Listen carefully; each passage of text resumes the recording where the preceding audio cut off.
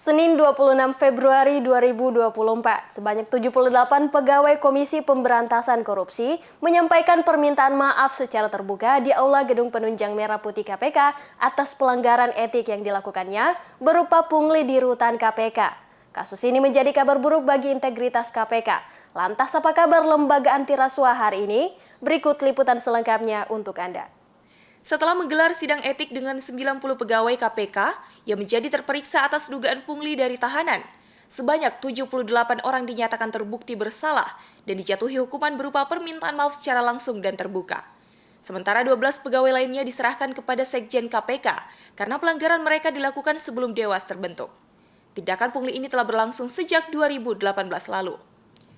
Pemberian sanksi berupa permintaan maaf terbuka oleh Dewas KPK ini merupakan implikasi dari kewenangan terbatas Dewas KPK atas revisi Undang-Undang KPK pada 2019 lalu, di mana status pegawai KPK kini beralih menjadi aparatur sipil negara, sehingga sistem kepegawaian pun mengikuti aturan perundang-undangan ASN. Berdasarkan peraturan Dewas nomor 3 tahun 2021, permintaan maaf secara terbuka pun terhitung sebagai sanksi paling berat yang dapat dijatuhkan oleh Dewan Pengawas. Kalau kita melihat KPK hari ini, jelas bahwa terjadi sebuah ketimpangan di dirinya KPK sendiri. Ini terlihat juga dari mulai turunnya lagi tingkat kepercayaan masyarakat terhadap KPK, mulai dari kasusnya. Ini juga sebetulnya bentuk dari kepemimpinan sebelumnya, di mana kepemimpinan sebelumnya ini yang menjadi kepala justru mencontohkan hal yang tidak baik, dan akhirnya orang-orang di bawahnya ini ikut melakukan hal yang serupa, yang sebenarnya kalau kita melihat KPK sebagai lembaga anti rasuah atau lembaga pemberantas korupsi yang harusnya memang bersikap sesuai dengan tujuan dari lembaga ini didirikan sebagai lembaga yang memang untuk membersihkan korupsi yang ada di Indonesia, seharusnya bersih dari tindakan-tindakan seperti itu. Apalagi tindakan ini hanya tindakan pungli yang seharusnya mereka bisa hindari perbuatan tersebut, apalagi yang melakukan ini adalah internalnya KPK sendiri. Sebagai mahasiswa hukum, Rama mengungkapkan keresahannya atas penjatuhan hukuman yang ada. Menurutnya, sanksi yang diberikan kepada para pelaku pungli harusnya lebih berat dari sekedar permintaan maaf terbuka saja.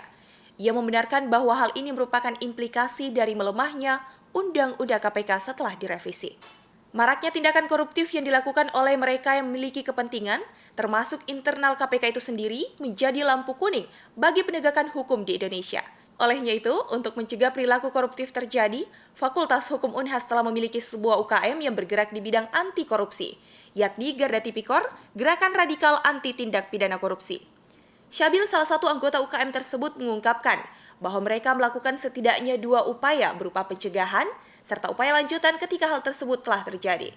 Jadi kalau dari kami, dari Garda Tipikor, FAUH, Gerakan Radikal Anti Tindak Pidana Korupsi, sebagai garda terdepan mahasiswa dalam upaya pemberantasan korupsi, ada 2 hal yang kiranya kami dapat lakukan, yaitu upaya pencegahan dan upaya lanjutannya ketika hal tersebut sudah terjadi.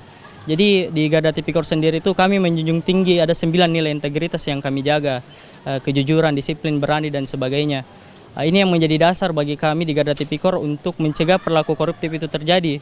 Kemudian ketika perilaku koruptif itu sudah terjadi, biasanya kami tuangkan dalam kajian-kajian formil.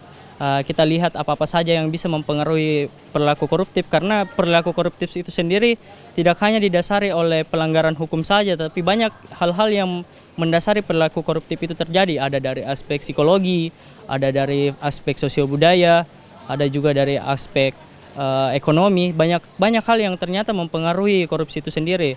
Jadi kami dari Garda Tipikor ini sebagai garda terdepan dalam upaya pemberantasan korupsi dalam skala kecil di Fakultas Hukum dan skala besarnya itu di Indonesia. Kasus pungli di rutan KPK, penjatuhan hukuman yang dianggap tidak sepadan dengan perbuatannya, menjadi kabar buruk buat KPK hari ini. KPK sebagai lembaga independen anti rasuah di Indonesia justru menjadi lumbung tikus berdasi untuk melaksanakan tindakan yang koruptif.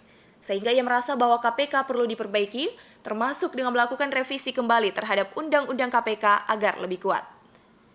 Untuk menindaklanjuti kasus rutan KPK dan penerapan sanksi kepada para pegawai, KPK menyatakan bahwa pengusutan kasus pungli ini masih belum berakhir. Sekretariat Jenderal telah membentuk tim pemeriksa yang terdiri atas inspektorat, Biro SDM, Biro Umum, dan atasan para pegawai. Secara paralel, KPK juga telah menyepakati agar kasus ini naik ke tahap penyidikan untuk melihat indikasi tindak pidana korupsi dengan lebih dari 10 orang telah ditetapkan sebagai tersangka. Husnain Putri Intan, Andi Muhammad Syafrisal, Unhas TV.